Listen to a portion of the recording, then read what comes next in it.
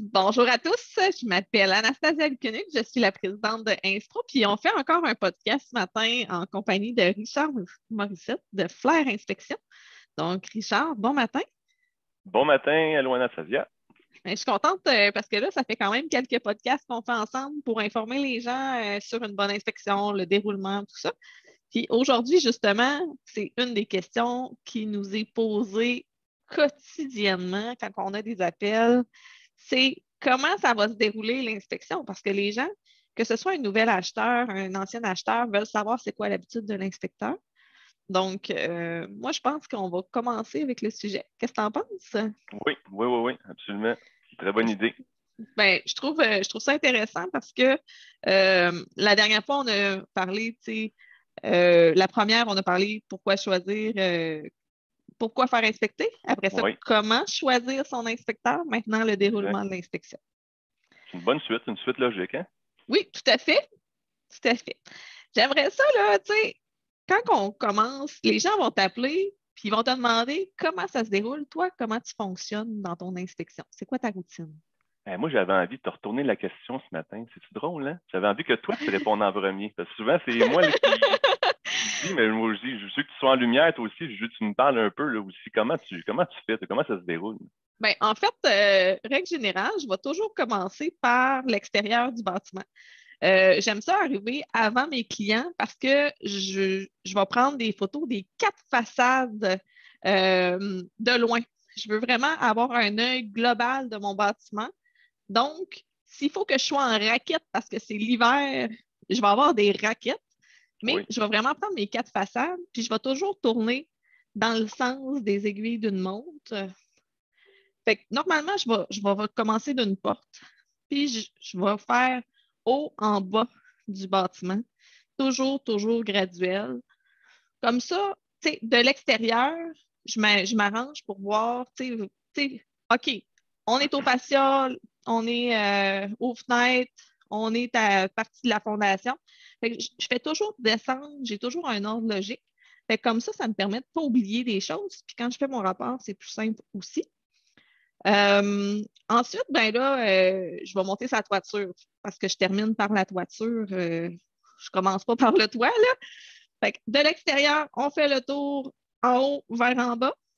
Je tourne toujours dans le même sens, à moins qu'il y ait des clôtures, des choses. Mhm. Et règle S'il y a une générale, clôture, par exemple, si je t'interromps, s'il y a une clôture, qu'est-ce que tu fais? Tu arrives à une clôture, disons, du côté gauche, là.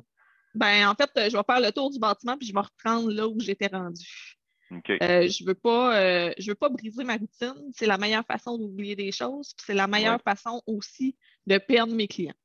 Fait que pour qu'il y ait une suite logique, ben, je vais faire le tour, je vais rentrer à l'intérieur, je vais aller là où je suis rendue pour faire le plus possible la même routine tout le temps. Je monte sur le toit, je vais regarder les émergences. Fait que je vais toujours prendre l'accès le plus facile là, pour monter. C'est sûr que si la toiture c'est une 9-12, je ne monterai pas dessus, mais on est quand même capable de très bien voir des choses. Il y a plusieurs stratégies qui existent, que ce soit une caméra avec un gros zoom, que ce soit des jumelles, que ce soit le drone, on peut utiliser un mini-drone, mais ce n'est pas nécessairement la meilleure technique parce que je veux sentir si mon bâtiment, il y a des faiblesses. Fait que j'essaie de monter le plus possible sur mes toitures. Quand on rentre à l'intérieur, moi, j'aime beaucoup, la concentration des gens est plus limitée. Donc, je vais commencer par tout ce qui est mécanique.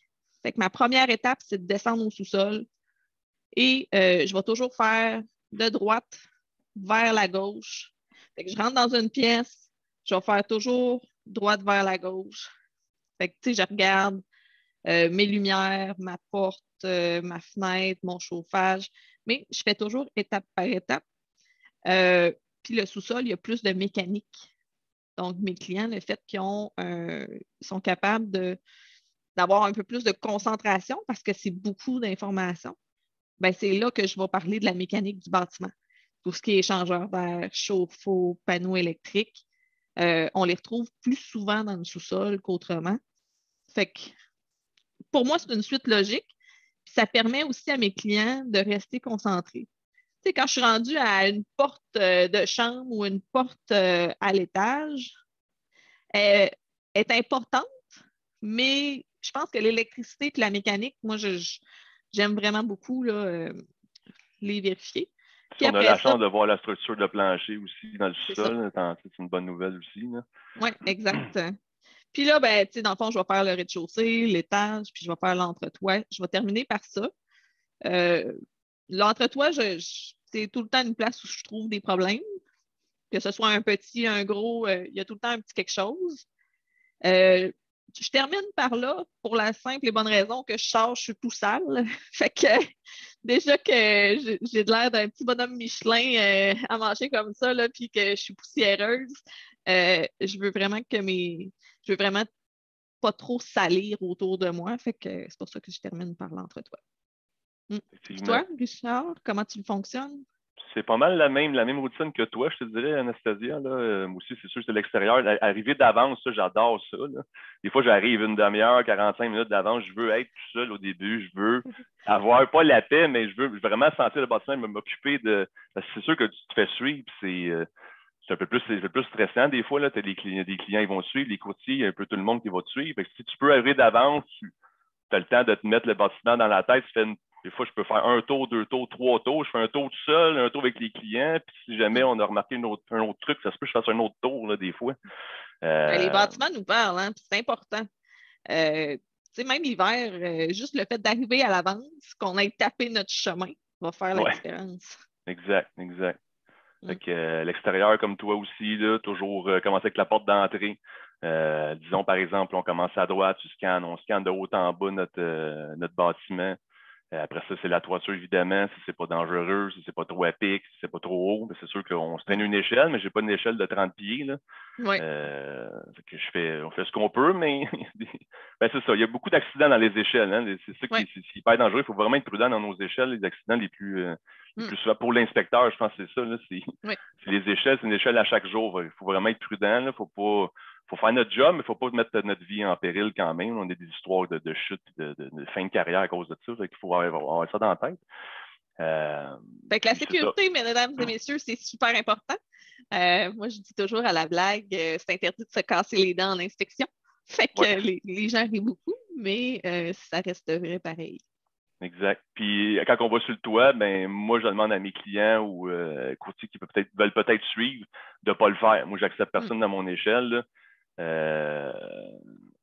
Ben, moi, Exact. je leur À, dis, je suis pas à moins assurée qu'il y pour ait quelqu'un. ça, là. Tu sais, Non, c'est ça. C'est si tu ça. À moins que ça soit tombes, pas haut. Puis... ouais, c'est ça.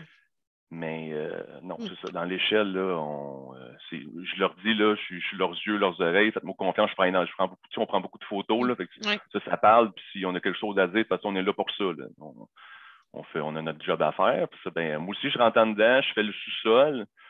Ouais, assez fréquemment, je commence par en bas, moi aussi. Là, je longe les murs comme toi. Là, je tourne à droite ou à droite. Ça dépend comment c'est placé en bas. Des fois, Ouais. si je vois que la mécanique est plus à droite ou à plus à gauche, moi, je vais peut-être tourner à gauche ou tourner à droite. Ouais. Mais je longe, là, je m'amuse à dire, je suis comme en psychiatrie, là, je longe les murs. Là. En longeant les murs, t'es sûr de rien oublier.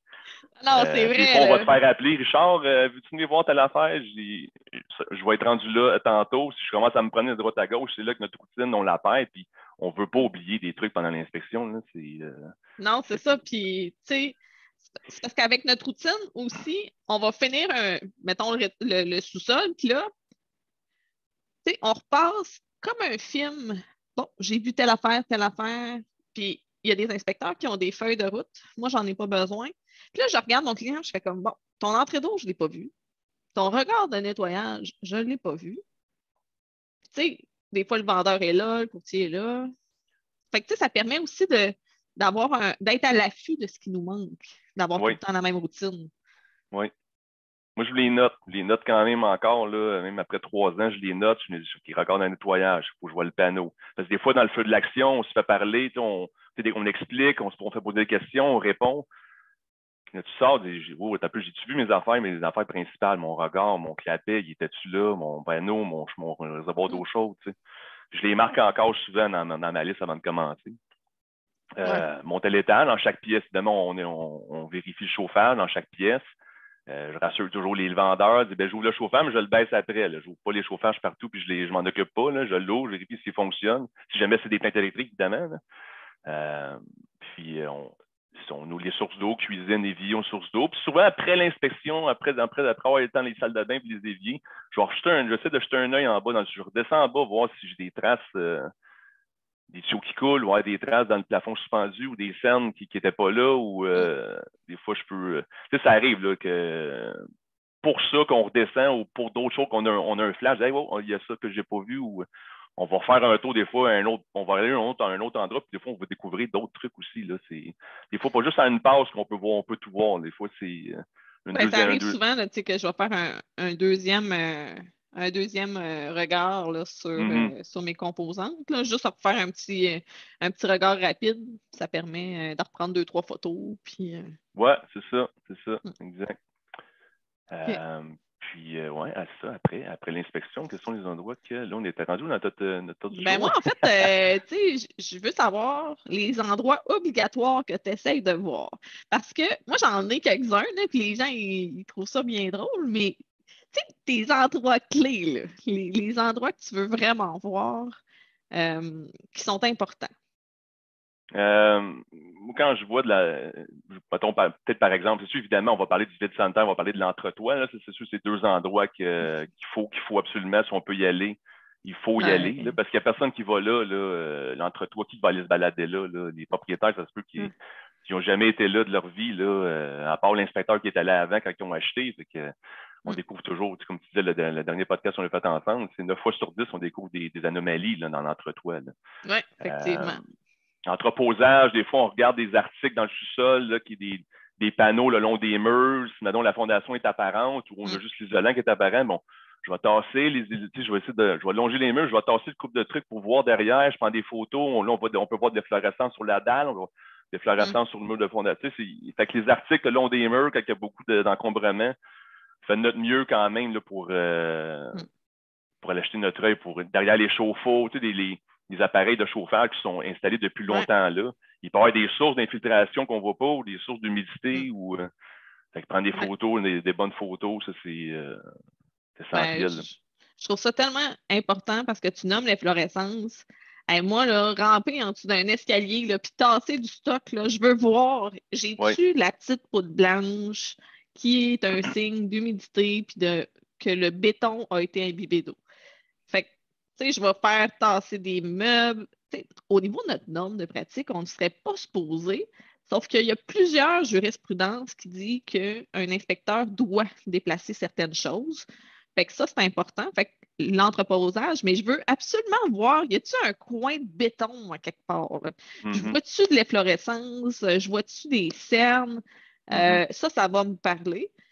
C'est parce que, en fait, le bâtiment parle tellement que l'efflorescence, ça peut être un signe de drainage, des fissures. C'est des problématiques souvent qui vont amener un peu plus de sous à faire comme correctif. Fait que moi, fondation, là, si je peux voir, j'aime tellement ça.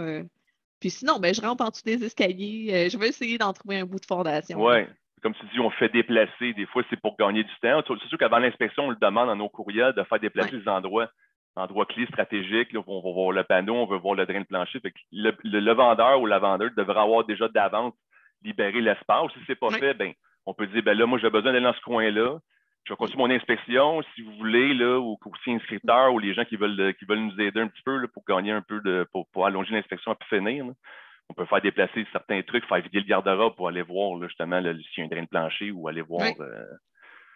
C'est important. Fait que moi, c'est mes incontournables. L'entretoit, la fondation, c'est des choses qui vont me parler beaucoup.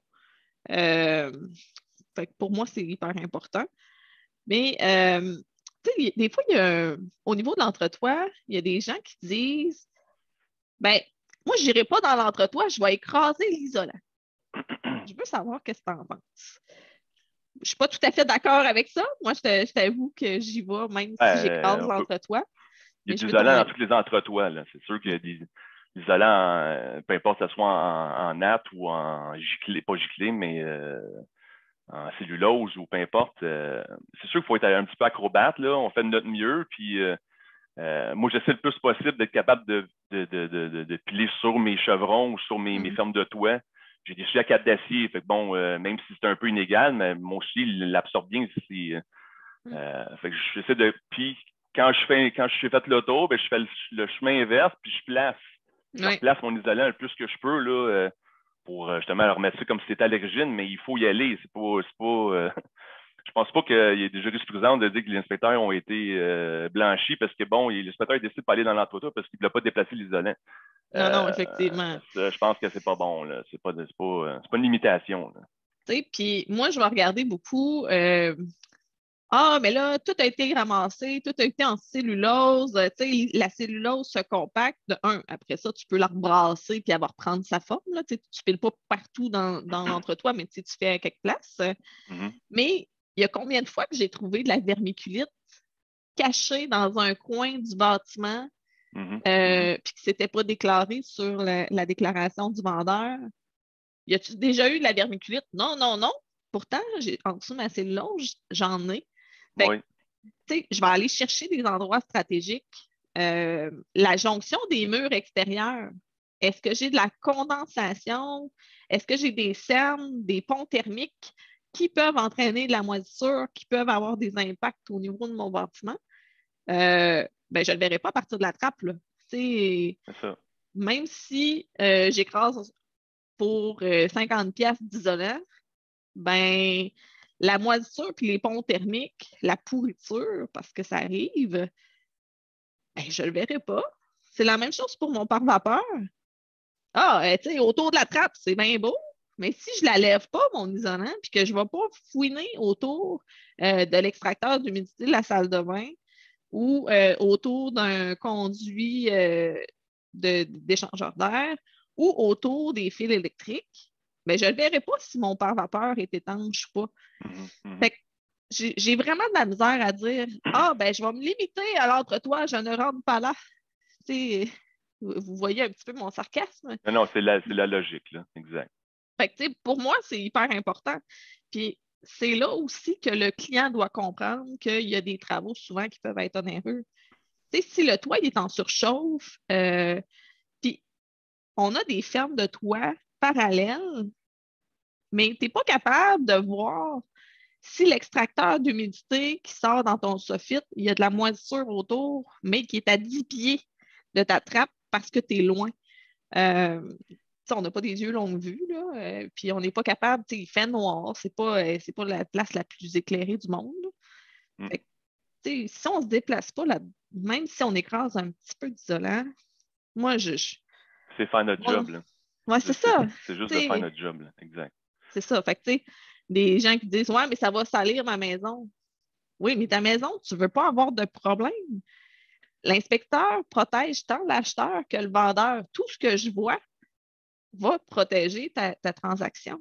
Fait que, en tout cas, pour moi, c'est super important. Là, le niveau je mets beaucoup salir, d'emphase, là, mais. Oui. Non, mais je suis d'accord avec toi, évidemment. Là, on le sait, là, on l'a dit, c'est 9 fois sur 10. C'est sur des conduits de ventilation qui sortent dans l'entretoit, que les clients, ils n'ont aucune idée. Pas les clients, mais les vendeurs, ils n'ont aucune idée que ça.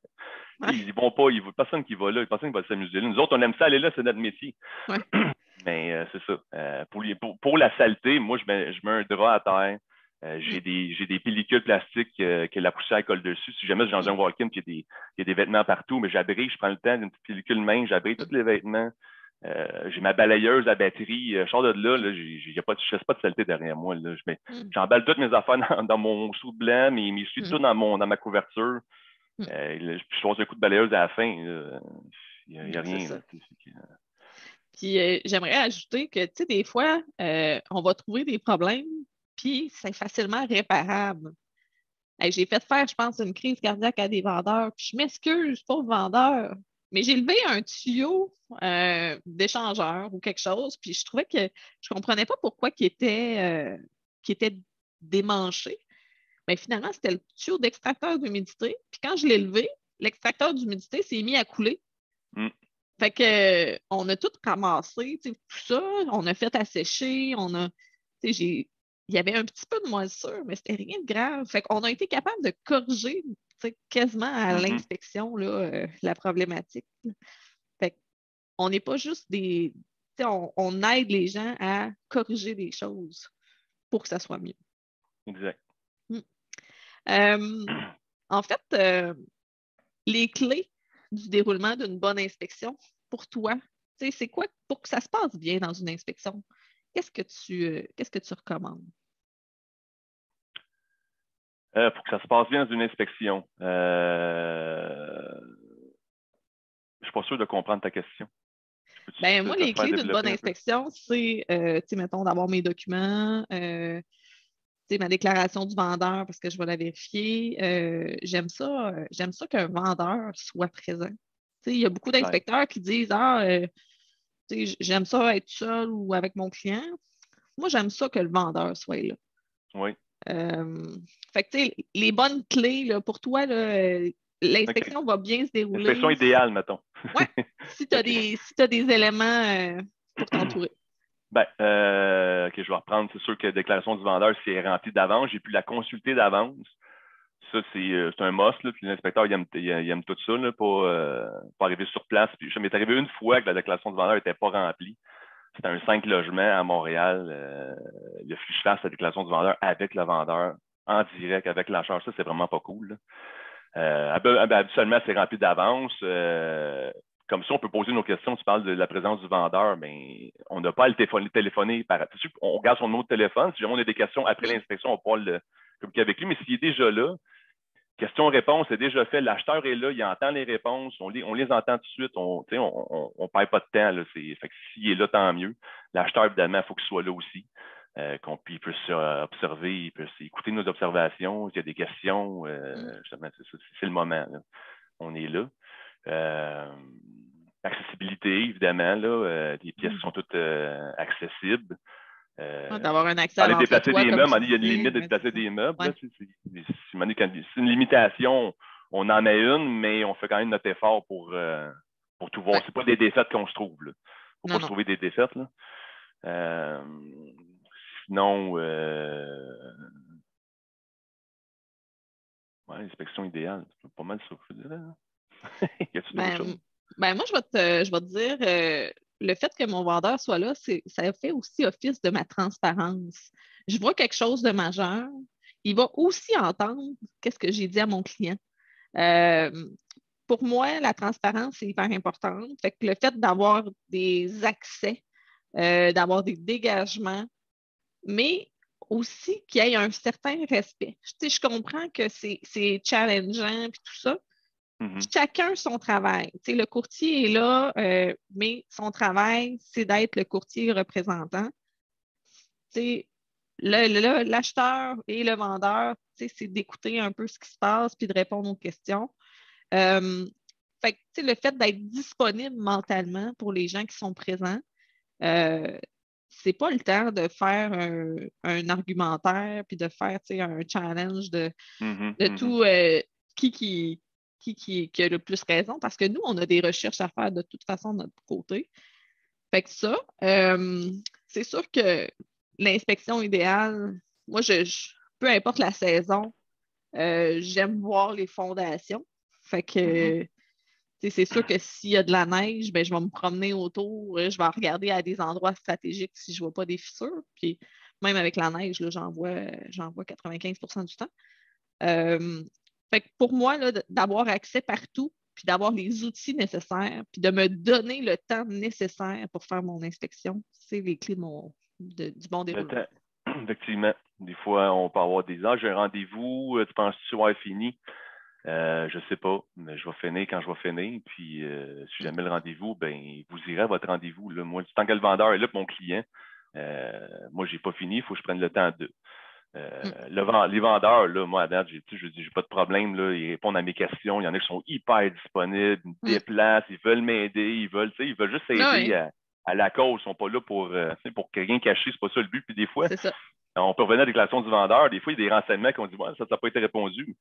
Peut-être qu'ils ne savent même pas quoi répondre. Puis nous, on est là pour la vérifier, puis point par point. Puis s'il manque des questions, c'est pas précisé, ben on va demander des précisions. Puis sinon, ben, on le met dans notre rapport que tel point n'a pas été répondu. Puis suite au questionnement, on n'a pas plus de réponses. Puis bon, c'est inscrit. Mais ça, les vendeurs, des fois, ils connaissent pas ça, le bâtiment. C'est qu'ils font de leur mieux pour répondre à la déclaration du vendeur.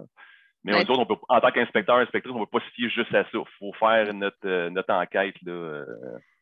Puis je vais t'amener sur un point. Dans le fond, la déclaration du vendeur, on l'a nommé beaucoup depuis notre déroulement d'inspection parce que l'inspection, elle se passe avant, à partir du moment où vous nous appelez, pendant le moment où on est sur place, puis après. Mais la déclaration du vendeur, c'est aussi un engagement contractuel que les gens disent, voici les problèmes qu'il y a déjà eu sur ma propriété. Oui, mais il y a eu des infiltrations d'eau, mais avec l'ancien propriétaire.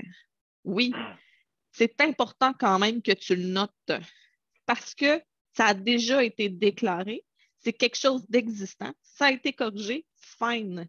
Mais ça nous permet à nous d'avoir des yeux, puis ça te permet de libérer le vendeur de ces de responsabilités qui peuvent amener aussi à des problématiques du bâtiment.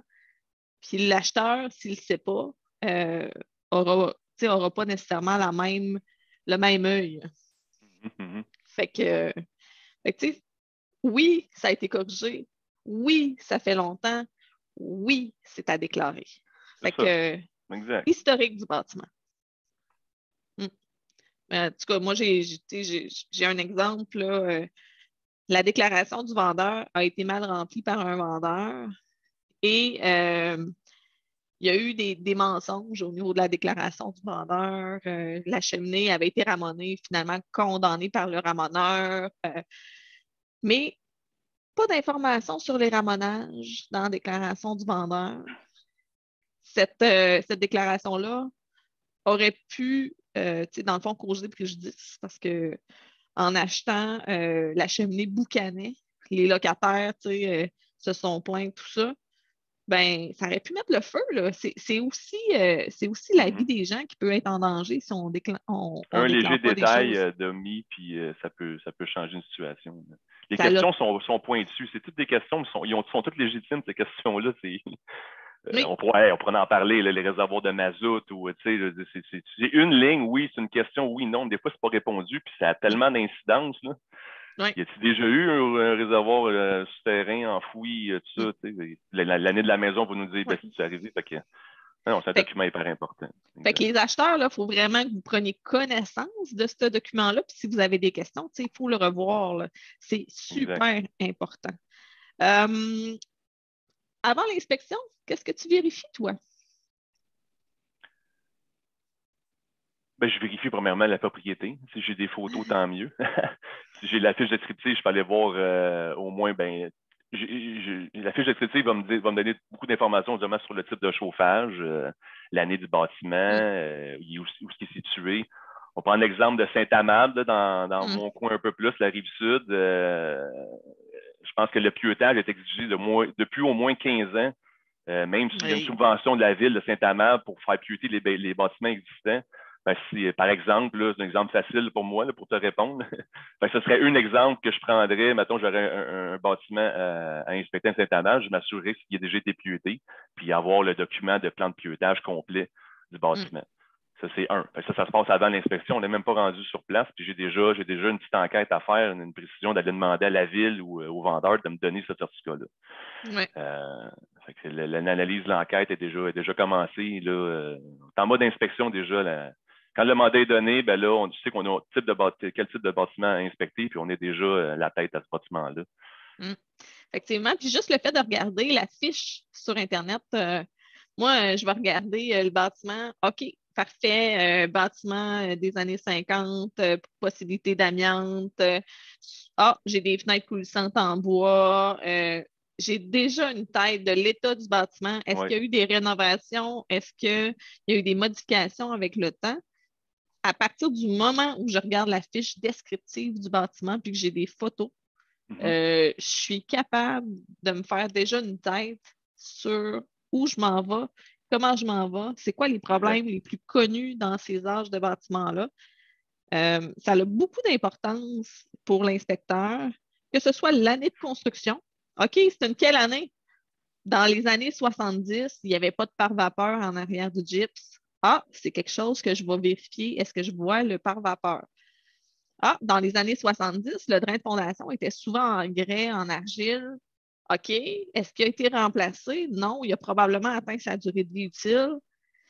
Fait que, tu sais, ça, c'est toutes des choses qui vont faire que mon bâtiment va me parler. J'ai-tu de Oui. l'efflorescence qui dit que mon drain de fondation pourrait être à remplacer? J'ai-tu des affaissements de sol? Euh, fait que moi, à partir du moment où je vois la fiche descriptive, euh, j'ai beaucoup d'informations déjà sur le bâtiment qui sont non négligeables. Fait que ce soit la localisation, que ce soit. Fait que ça nous donne une bonne idée. Absolument. Mm. Entièrement d'accord avec toi. On a déjà une petite banque de constats juste en regardant des photos. Oui, et vraiment, On a- vraiment. Ça paraît bien des photos, des fois les propriétés, là, des belles photos, là, mais quand on arrive sur place, on se dit, oh boy, OK. Mm. Là, quand on l'a en avant, là, c'est là qu'on voit tout. Là. Mais on va parler aussi éventuellement d'une maison clé en Clé main. en main. Oui. Fait que ça va être un de nos prochains sujets. Mais est-ce qu'après l'inspection, il y a d'autres choses qui se passent? Parce que là, tu sais, dans le fond, on a fait l'inspection avec notre client, on a regardé la déclaration du vendeur, on a fait tout notre déroulement, mais après, c'est fini. Évidemment pas. Évidemment pas. Hein. On a notre rapport à donner, évidemment. Puis pendant la rédaction du rapport, bien, on a encore des questions. Si jamais le Mm. vendeur n'était pas sur place, mais là, c'est sûr qu'on prend le téléphone puis on essaie d'avoir les réponses à nos questions. Sinon, on va chercher, il y a d'autres sources qu'il faut aller voir, municipalité, des trucs qu'il faut aller contre-vérifier. Moi, je m'appuie, des fois, j'ai des questionnements, des situations qui sont, je n'ai pas peur de le dire, là, quand on n'est pas parfait. Là. On apprend toujours à chaque jour. J'ai des inspecteurs ou des spécialités, des spécialisés, mettons, un électricien ou un gars de chauffage ou une fille. Là. J'ai des questions plus pointues, j'ai vu une situation particulière, des plus vieux bâtiments, des plus vieux systèmes. Ben, c'est quoi ça? C'est qu'est-ce que je devrais, tu sais? Je réponds, c'est des recherches aussi que je peux faire avant d'émettre le rapport. Pour être sûr certain que ce qui est dans le rapport, c'est pas du n'importe quoi, puis c'est pas juste pour livrer, puis on y va, puis ça apparaîtra pas. Là. Il faut s'appuyer sur des sources fiables, puis faut pas dire n'importe quoi. Fait que je prends le temps de faire mes recherches dans ce sens-là. Le client, évidemment, là, ben, après l'inspection sur place, il y a un petit résumé que je fais avec mon client. Là. S'il y a des questions qui viennent en tête, puis au rapport, ben, évidemment, je reste toujours disponible si après, quand il y a eu la réception du rapport, mais qu'il peut m'appeler, ça va arriver que mettons 50% du temps que les clients vont me rappeler telle affaire, qu'est-ce que tu en penses de ça, ou peux-tu m'expliquer plus en détail? C'est ça. Ça ne s'arrête pas à l'inspection des charbay, puis c'est terminé. Là, on reste. Non, on reste disponible. Puis moi, j'aime beaucoup à la fin de l'inspection faire un résumé de ce que j'ai vu. J'ai vu ça, j'ai vu ça, j'ai vu ça, j'ai vu ça. Tu vas voir, voici les choses plus importantes qui vont ressortir dans le Oui, rapport. C'est un contrat de mariage. Fait qu'à partir du moment où je suis ton inspectrice, tu me rappelles, si tu as des questions, tu ouvres un mur, on n'avait pas vu de la moisissure, parce que je ne vois pas à travers les murs, ben, tu m'appelles, je vais répondre à tes questions, puis on va regarder ensemble. Euh, L'inspecteur est là pour être ton consultant aussi. Là. Fait que moi, je trouve ça super important qu'on dise qu'on est là aussi après l'inspection. Mais on a oui, une rédaction à faire, là, c'est exact. important. Je sors aussi les points forts comme toi tu fais, mais des fois, on envoie, tu sais, ça dépend de l'état des propriétés, donc on peut en avoir des plus maganiques que d'autres. Oui. Je peux en oublier, fait que je vais dire, ben là, on a vu beaucoup, vous étiez là. OK, oui, il y avait ça, mais ça se peut que j'en oublie en vous le Mm. disant. Là. On va faire le rapport, là. C'est ça, parce qu'il y a des fois, on peut en découvrir beaucoup là, des problèmes sur des propriétés. C'est dur. Le résumé, il n'est pas complet, évidemment. Là. Les points forts, comme tu disais, là. Oui. Mais ça se peut que pendant qu'on fait notre résumé, qu'on ait oublié un point fort parce qu'il y avait trop de points forts. Oui, tout à Donc, fait. Il y a chaque maison a son acheteur. L'important, c'est de savoir c'est quoi les problèmes et dans quoi qu'on s'embarque. Fait que exact. chaque maison peut trouver la personne qui va l'habiter, puis qui va Absolument. l'aimer, puis qui va la restaurer. Absolument. Euh, Moi, je voudrais savoir qu'est-ce que tu veux qu'on parle la prochaine rencontre de notre podcast? On pourrait démystifier la différence entre les vices cachés et les vices apparents. Oui. Ça, c'est encore ambigu pour beaucoup de gens. Oui. Podcast plus technique, là, ça ne sera pas ça va être vraiment appuyé sur des jurisprudences puis des trucs de ce qui s'est passé vraiment en cours, là, réellement. Ouais. Mais le terme entre les deux, on va le démystifier, on va l'expliquer. Puis, je pense que ça va aider beaucoup de gens, là, parce que, il aurait dû voir ça, c'est un vice apparent, c'est un vice caché, là. Oui. Donc, on pourrait parler de ça. Qu'est-ce que tu en penses? Ben, moi, je trouve que c'est intéressant parce que c'est souvent les gens ils vont nous appeler en disant Hey, je veux savoir si on va voir les vices cachés. On va voir la définition puis tout ça. Puis je pense que ça va être super intéressant parce que souvent, on va voir les avocats qui vont en parler, mais le point de vue des inspecteurs par rapport aux vices cachés puis aux vices apparents, pour faire comprendre aux gens c'est quoi notre rôle, ben, je pense que ça va être important. Absolument. Très important. Prochaine rencontre, on démystifie les vices cachés et les vices apparents. Je te remercie beaucoup de participer à mes podcasts et qu'on améliore la profession et le service aux gens. Donc, un gros merci. Plaisir. À la prochaine. À la prochaine.